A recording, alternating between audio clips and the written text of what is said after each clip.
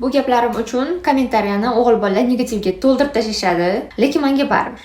Chunki meni blog yozishdan maqsadim o'g'il bolalarga yoqish emas. Men qizlarga nimanidir o'rgatishni xohlayman. Tajribalarimdan, bilimlarimdan kelib chiqib. Hammamizning singlimiz bor, opamiz bor, qizimiz bor yoki bo'ladi va biz xohlamaymiz ulardan foydalanishlarini, ularni aldashlarini, ularni xafa qilishlarini. Shuning uchun men bu gaplarni gapiraman. Qizlar, ulg'ayish vaqti keldi. Ulg'ayish uchun nima qilish kerak? Birinchi navbatda qulay va yaxshi qiz pozitsiyasidan chiqish kerak. O'zingizni kichkinalashtirishga harakat qilmasdan boringizcha qabul qilishingiz kerak. Men sizga aytaman, bunaqa pozitsiyada bo'lishdan sizga hech qanaqa foyda yo'q. Sizdan umringizni oxirigacha faqat foydalanishadi, xolos. Agar siz qulay bo'lmasangiz, boshqa qulay odamni topishadi. Bu haqiqat. Tasavvur qiling. Tug'ilgan kuningizda tabriklashmasa ham tushunasiz, sizni xafa qilib qo'ysa ham tushunasiz, sizni aldashsa ham, xiyonat qilishsa ham tushunasiz va ular o'ylashadi. Shu darajada qulaysizki, sizni aldash ham mumkin, sizga xiyonat qilish ham mumkin, sizdan foydalanish ham mumkin. Ular sizni yo'qotishdan qo'rqmaydi ham, chunki siz ketmaysiz baribir.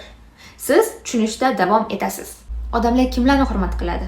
O'zini hurmat qiladigan, shaxsiy chegaralari bor, o'zini qadrini biladigan, bahosini biladigan, men bu joyda men bilan bunaqa mumkin emas deb ayta oladigan odamlarni hurmat qilishadi. Ularni xafa qilishga ham qo'rqishadi, xiyonat qilishga ham qo'rqishadi, chunki ular bu narsani kechirmaydi va bunga chidashmaydi ham, ular ketishadi. Chunki ular bilan bunaqa mumkin emas.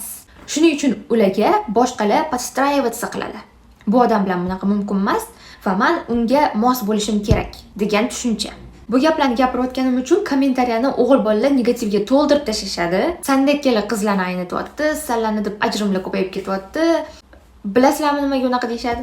Chunki ular xohlamaydi qizlar o'zini qadrini bilib qolishini, o'zini hurmat qilishini, o'zini yaxshi ko'rishini, ular xohlamaydi. Chunki bunaqa qizlar ular uchun noqulay bo'lib qoladi.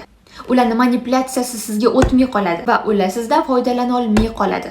Shuning uchun ularning jahli chiqadi.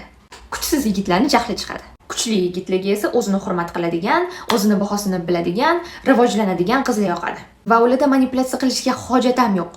Ular shunaqangi hurmat qilib qo'yadi sizni, shunaqangi chiroyli muomala qilib qo'yadi, siz o'zingiz ham ularni hurmat qilishni boshlaysiz. Va bunaqa yigitlar sizni kichkinalashtirishga, qo'rqitishga, pasaytirishga harakat qilmaydi.